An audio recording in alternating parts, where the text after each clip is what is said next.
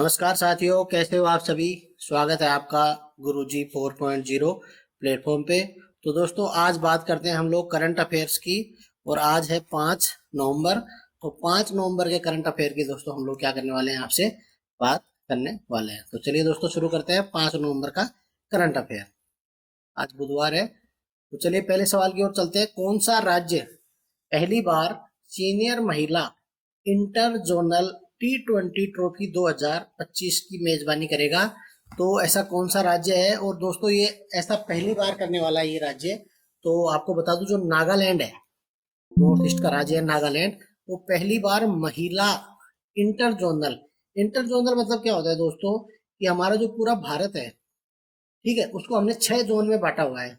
North zone, south zone, west zone, central zone, ठीक है, north east zone. इस तरह से सॉरी 5 में बांटा हुआ है हमने, ठीक है दोस्तों। सॉरी 6 टीमें देखो कौन कौन सी। उत्तरी हो गई, दक्षिणी, उत्तर दक्षिण पूर्व पश्चिम, 4 तो ये हो गई। उसके बाद में मध्य जोन हो गया 5, और एक नॉर्थ ईस्ट जोन अलग से और है, ठीक है। तो इस तरह से हमारे कितने जोन है, टोटल 6 जोन है। और इस बार जो ये प्रतियोगिता है, ये नागालैंड के द्वारा इसका मेजबानी किया जा रहा है। तो याद रखना, आपको इंपॉर्टेंट सवाल है, पहली बार ऐसा हो रहा है। और T20 होगी, ये T20 होगी महिलाओं की सीनियर, ठीक है, याद रखना। तो ये इंपॉर्टेंट सवाल था, इंग्लिश में भी देख सकते हैं आप। Which state will host the senior women inter zonal T20 trophy 2025 for first time? And the correct answer will B Nagaland. English में आप एक्सप्लेनेशन आप देख लेना। अब चलते हैं नेक्स्ट सवाल पे। अंतरराष्ट्रीय चैंपियनशिप में फरारी चलाने वाली पहली भारतीय महिला कौन बनने जा रही है? तो ये इंपॉर्टेंट सवाल है, याद रखना। अभी एक भारत की ड्राइवर है, डायना पुंडोले, क्या नाम है इनका, डायना पुंडोले है। ये कहाँ की है? पुणे की रहने वाली है। Become first Indian women to race a Ferrari in a global championship. तो आपको ये पूछ सकता है, इंपॉर्टेंट सवाल है, जो आपके फर्दर एग्जाम्स हैं उसके लिए। कुछ और जानकारी इसके बारे में ले लेते हैं। पुणे की रेसर डायना पुंडोले अंतरराष्ट्रीय चैंपियनशिप में फरारी चलाने वाली पहली भारतीय महिला बनने जा रही है, ठीक है। और ये कब से कब होगी दोस्तों? ये चैंपियनशिप नवंबर 2025 से और अप्रैल 2026 तक आयोजित की जाएगी। और इसके अंदर 296 चैलेंज कार ये चलाने वाली है, 296 बार ये गाड़ी को चलाने वाली है, ठीक है। और इनको जो स्पॉन्सर कर रहा है, वो कौन कर रहा है? जेके टायर। कौन कर रहा है इनको स्पॉन्सर? जेके टायर। चलिए इंग्लिश में भी आप देख लेना। Who is set to become the first Indian women to race a Ferrari, okay, in a international championship? And the correct answer will be Diana Pundole. Let's move to next question. अगला सवाल very important, लगा लेना इसको, star लगा लो, ये आपको exam में जरूर पूछा जा सकता है।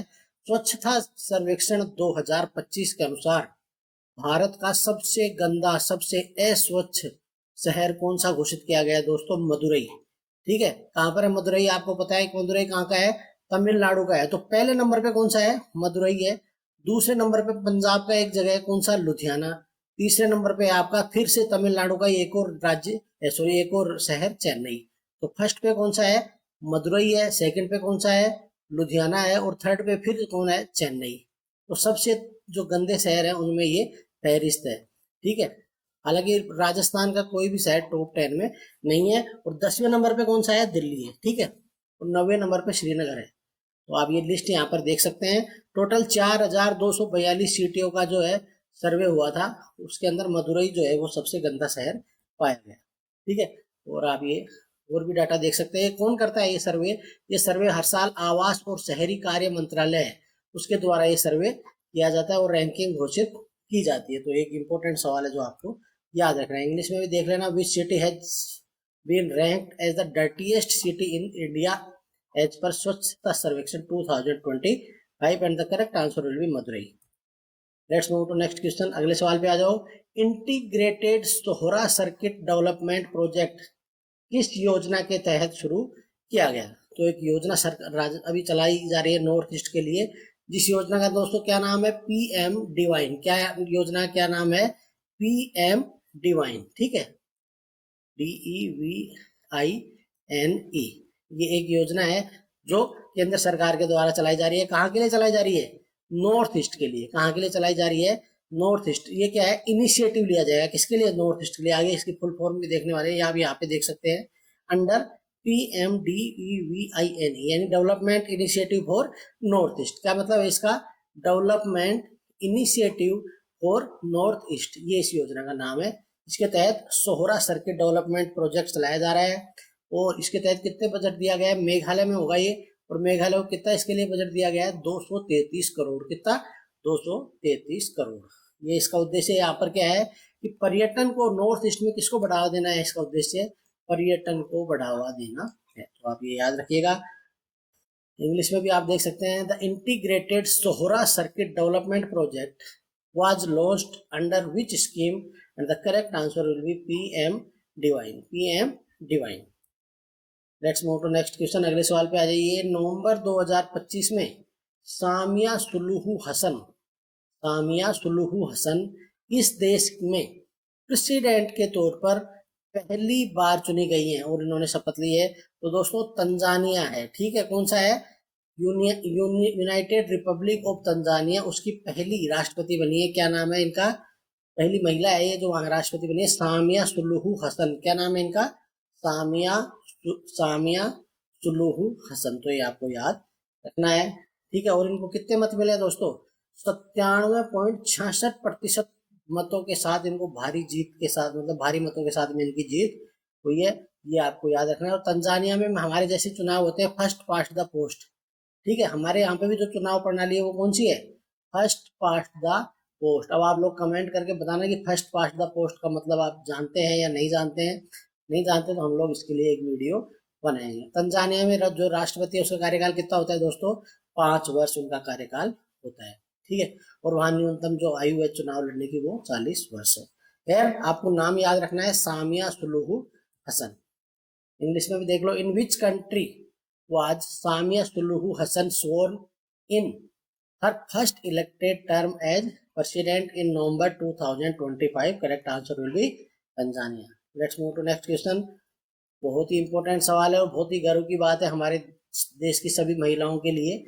ICC महिला क्रिकेट वर्ल्ड कप 2025 ये भारत ने जीता पहली बार, ठीक है। ये 50 ओवरों वाला जो विश्व कप था वो था, और पहली बार भारत ने एशिया में हम लोग पहली टीम बन गए हैं जिन्होंने विश्व कप जीता है। और हमने दोस्तों किसको हराया था, साउथ अफ्रीका को। किसको हराया, साउथ अफ्रीका को। और इससे भी तगड़ा मैच हुआ सेमीफाइनल, जहां पे हमने किसको हराया, ऑस्ट्रेलिया को। 338 रन का टारगेट होने के बावजूद हमने किसको हरा दिया, ऑस्ट्रेलिया को हरा दिया। तो बड़ी गर्व की बात है, ठीक है। बाकी देख लेते हैं, हमने 52 रन से हराया ऑस्ट्रेलिया को। और जो शेफाली वर्मा थी उन्होंने 78 गेंदों पे 87 रनों की पारी खेली। वहीं दीप्ति शर्मा ने 58 रन बनाए और 5 विकेट भी लिए। तो ये भारत ने अपने इतिहास में पहली बार महिला विश्व कप जीता है, तो बहुत ही अच्छी बात है ये। और एग्जाम में ये सवाल भी बना सकता है, इंग्लिश में भी आप इसको देख लीजिएगा। अगले सवाल पे चलते हैं, अरुणाचल प्रदेश। अभी हमने एक सवाल और पढ़ा अरुणाचल प्रदेश का, इससे जस्ट पहले वो क्या पढ़ा था कि इस बार पहली बार जो सीनियर महिला जो जोनल क्रिकेट T20 चैंपियनशिप है वो अरुणाचल प्रदेश में हो रही है। उसके अलावा एक और सवाल आ गया अरुणाचल प्रदेश का कि अरुणाचल प्रदेश से इंडियन पुलिस सर्विस में शामिल होने वाली पहली महिला कौन है, तेंजिन यांकी। क्या नाम है इनका, इनका नाम है तेंजिन यांकी। ये इनकी आप फोटो देख सकते हैं यहाँ पे। ये पहली महिला IPS बनी है, कहाँ की रहने वाली, अरुणाचल की रहने वाली। 2022 में सेलेक्ट हुई थी, तो ये देख लो पहली महिला IPS है। UPSC 2022 में इनको AIR 545 प्राप्त हुई थी, ठीक है। तो ये एक इम्पोर्टेंट सवाल है, याद रखना। इंग्लिश में भी आप देख लेना, who has become the first women from Arunachal Pradesh to join Indian police service, and the correct answer will be Tenzin Yangki. चलिए अगले सवाल पे चलते हैं, दोहा कतर में आयोजित सेकेंड विश्व सामाजिक विकास शिखर सम्मेलन, ठीक है। इसमें भारत के जो प्रतिनिधि मंडल है दोस्तों उसका नेतृत्व कौन करेंगे, तो हमारे डॉक्टर मनसुख मंडाविया जो है, मांडविया है, वो इसका नेतृत्व करने वाले हैं, ठीक है। ये आपको याद रखना है, 3 से 6 नवंबर तक ये अभी दोहा कतर में चल रहा है। तो ये एक इम्पोर्टेंट सवाल था। ILO जो है उसके अंदर मेन जो इसका सूत्रधार है वो ILO है, ठीक है। इंग्लिश में भी आप देख लेना। अब चलते हैं अगले सवाल पे, प्रत्येक वर्ष अंतरराष्ट्रीय जैव मंडल आरक्षित दिवस यानी कि international day for biosphere reserve. ठीक है दोस्तों, ये कब मनाया जाता है? ये मनाया जाता है आपका 3 नवंबर को। कब मनाया जाता है? 3 नवंबर को मनाया जाता है। और आपको याद रखना है, यूनेस्को जो है, यूनेस्को के द्वारा 2021 से में इसकी घोषणा की गई थी, और 2021 से निरंतर जो है हर साल 3 नवंबर को, कब मनाया जा रहा है? 3 नवंबर को ये जो है मनाया जा रहा है। तो ये इम्पोर्टेंट है। और इस बार जो इसकी थीम थी वो थी एक सच्चे साझा विश्व का निर्माण और डिजाइन। ठीक है, ये इसकी इस बार थीम थी। और पता होना चाहिए आपको, भारत में टोटल कितने हैं? 18 बायोस्फीयर रिजर्व हैं। ये भी आपको याद रखना है। इंग्लिश में भी आप देख लेना, नवंबर 3। अब चलते हैं नेक्स्ट सवाल पे। नवंबर 2025 में ब्यूरो ऑफ इंडियन स्टैंडर्ड्स यानी कि BIS का डायरेक्टर जनरल किसको नियुक्त किया गया है दोस्तों? तो ये है श्री संजय गर्ग। क्या नाम है? श्री संजय गर्ग है। इनको क्या बनाया गया है? BIS का डायरेक्टर जनरल, DG बनाया गया है। तो ये आपको याद रखना है। और ये 1994 बैच के IAS अधिकारी है जिनको कि BIS का DG बनाया गया है। आगे चलते हैं, इंग्लिश में देख लेना। Who has been appointed as the director general of bureau of Indian standards in November 2025 and the correct answer will be Sanjay Garg. Let's move to next. अब ये हमारे 10 सवाल हो गए करंट अफेयर के पूरे। अब हम लोग अगले जो 8 सवाल देखेंगे दोस्तों। टोटल हम लोग आपके लिए एक दिन में कितने सवाल लेकर के आते हैं? 18 सवाल। कितने सवाल लेकर के आते हैं? 18 सवाल। ठीक है, और 30 दिन के लगभग कितने सवाल हो गए दोस्तों? 500 से ऊपर, यानी 500 प्लस सवाल हम लोग आपके लिए लेकर के आ रहे हैं। और मैं आपको मतलब गारंटी तो क्या बोलूं, लेकिन ये बोलूंगा कि बहुत अधिक चांस है कि इनके बाहर एक भी सवाल करंट अफेयर का नहीं जाएगा, एक्सेप्ट जो आपका स्टेट का करंट अफेयर है। ठीक है दोस्तों, स्टेट के करंट अफेयर के लिए मैं नहीं कह रहा कि स्टेट का करंट अफेयर हम कवर करेंगे, लेकिन नेशनल और इंटरनेशनल करंट अफेयर हम लोग पूरा आपका कवर करवा देंगे। तो चलिए अब जनरल अवेयरनेस वाले सेक्शन की तरफ चलते हैं।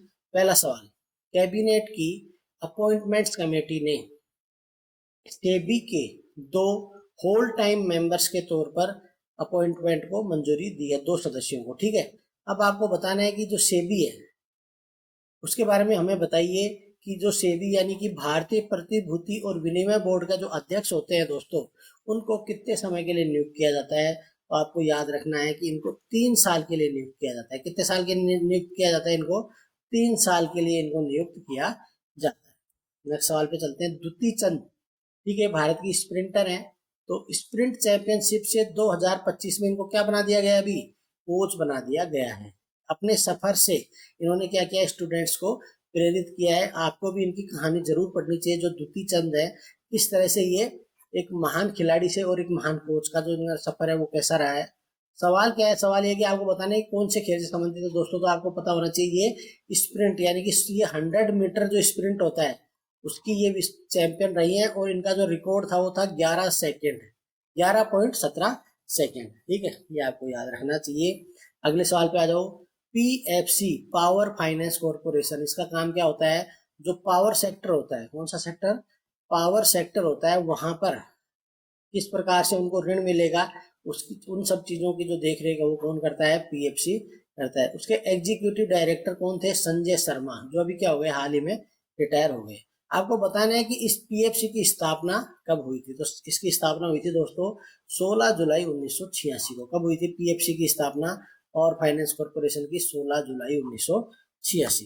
आगे चलते हैं अगले सवाल पे। किसान क्रेडिट कार्ड आपने जरूर सुना होगा, आप अगर गांव के रहने वाले हैं।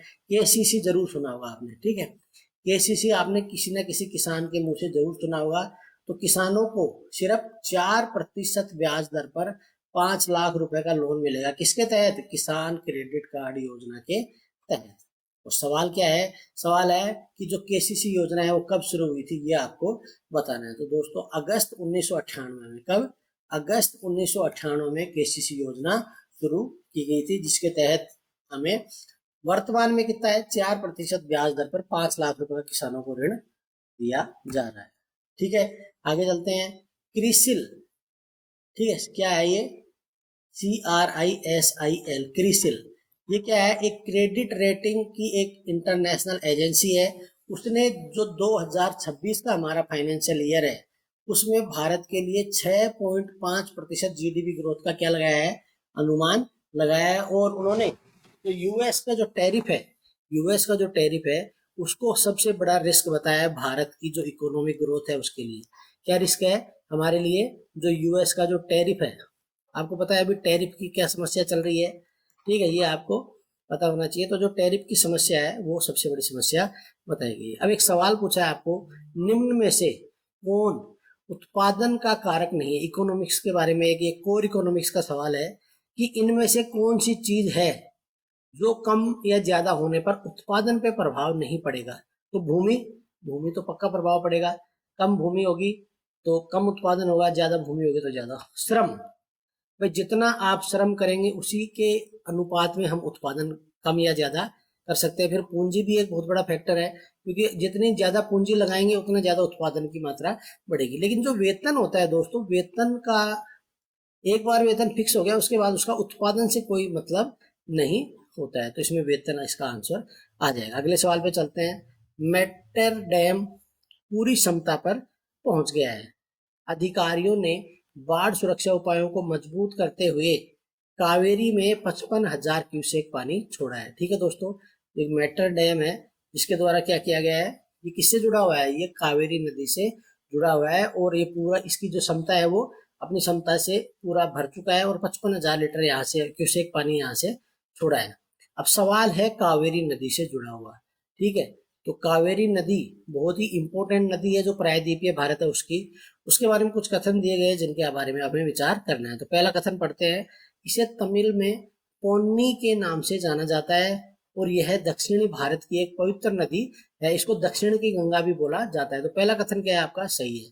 दूसरा, यह पश्चिमी घाट की ब्रह्मगिरी पहाड़ी से निकलती है। तो देखो ये यहाँ से निकल रही है, ये ब्रह्मगिरी पहाड़ी है कहाँ पर, हमारे पश्चिमी घाट में। वहां से ये जो नदी है ये इस तरह से वहां से निकलती है और इस तरह से ये पूरे भारत में, मतलब इस तरह से दक्षिण भारत में बहती हुई और इस तरह से ये पहुंचती है। अब तीसरा पढ़ लेते हैं। तो ये कथन भी क्या हो गया, सही हो गया। दाहिने किनारे पर जो सहायक नदियां हैं वो है अर्कावती, हेमावती, सिमसा और हरंगी। देखो अर्कावती, सिमसा, हेमावती। लेकिन अब ये नदी किस साइड बह रही है, इस साइड बह रही है। तो ये जो नदियां हैं, ये जो नदियां हैं ये इससे इसके लेफ्ट किनारे पर आकर के मिल रही हैं, ने है ना। और यहाँ पर क्या दिया हुआ है, दाहिने किनारे पर। तो ये क्या हो गया, आपका कथन हो गया गलत, क्योंकि ये बाएं किनारे पर आकर के मिल रही है। ठीक है दोस्तों, तो एक और दो आपके सही हो गए, यानी कि ऑप्शन नंबर बी आपका यहाँ पर सही हो जाएगा। अगले सवाल पे चलते हैं। एनएमसी नेशनल मेडिकल काउंसिल ने 2024-25 के लिए 10,650 नई एमबीबीएस की सीटें और बढ़ा दी हैं इस साल के लिए, ठीक है। और मेडिकल कॉलेज भी टोटल 41 मेडिकल कॉलेज और बढ़ा दिए हैं अभी। और टोटल मेडिकल कॉलेज कितने हो गए हैं अभी, 816। पूरे भारत में एमबीबीएस के कितने मेडिकल कॉलेज हो गए हैं, 816, ठीक है। और इस बार कितनी सीटें बढ़ा दी गई है, 10,650 सीटें और जोड़ दी गई है। ठीक है, अब आप मुझे कमेंट करके बताओ कि टोटल सीट कितनी हो गई है। ठीक है, गूगल पे सर्च किए बिना बताना अगर आपको पता हो कि अभी वर्तमान में एमबीबीएस की टोटल कितनी सीटें हो चुकी है, कमेंट करके बताना। चलिए अब चलते हैं सवाल पे। एनएमसी यानी कि राष्ट्रीय सुरक्षा राष्ट्रीय चिकित्सा आयोग, उसके बारे में कुछ कथन दिए गए, उन पर विचार करना है। एनएमसी को 2025 में एक वैधानिक निकाय बना दिया गया। ठीक है, 2025 में इसको क्या बना दिया गया दोस्तों, वैधानिक निकाय बना दिया गया। इसकी स्थापना एक्चुअली की गई थी।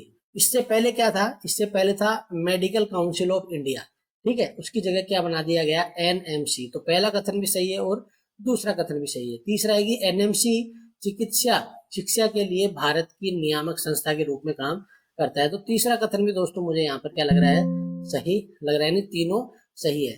तो इसमें आएगा इनमें से सभी, ये नहीं यहाँ पर क्या है, सही। यानी कि ये तीनों के तीनों कथन दोस्तों क्या है, सही है। आगे चलते हैं। आज का लास्ट सवाल। राज्यों की बावली का पुनर्स्थापन भारतीय पुरातत्व सर्वेक्षण यानी एएसआई के द्वारा WMFI और TCS फाउंडेशन के द्वारा किसकी पुनर्स्थापना की गई, एक जगह है राज्यों की बावली। अब आपको कुछ कथन दिए गए हैं एएसआई के बारे में, ठीक है। आर्कियोलॉजिकल सर्वे ऑफ इंडिया, इसके बारे में कुछ कथन दिए गए हैं जिनके बारे में विचार करना है। तो पहला कथन है कि जो ए कनिंघम यानी कि अलेक्जेंडर कनिंघम को भारतीय पुरातत्व का जनक कहा जाता है, तो बिल्कुल सही बात है। दूसरा है कि भारतीय पुरातत्व सर्वेक्षण विभाग की स्थापना 1861 में, विभाग नहीं, ए इंस्टीट्यूट था, ASI, ठीक है, इसकी स्थापना की गई थी 1861 में। किसके द्वारा? रमेश चंद्र मजूमदार, नहीं, रमेश चंद्र मजूमदार ने नहीं की थी। इसकी स्थापना किसने की थी दोस्तों?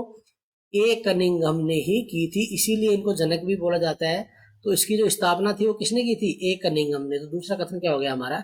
गलत हो गया। तीसरा कथन है कि संस्कृति मंत्रालय के अधीन ASI पुरातत्व अनुसंधान के लिए प्रमुख संगठन है। तो तीसरा कथन भी क्या है हमारा? सही है, यानी कि 1 और 3 यहाँ पर आपका सही है। ठीक है, तो ये हो गया आपका आज का करंट अफेयर समाप्त। इसमें ऑप्शन नंबर ए आ जाएगा। तो आशा करता हूँ आज का करंट अफेयर आपको पसंद आया होगा और इसी तरह से हमारे साथ आप जुड़े रहिए करंट अफेयर की क्लास के लिए। ठीक है दोस्तों, तो करते हैं आज की क्लास को खत्म। Thank you. जय हिंद, जय भारत।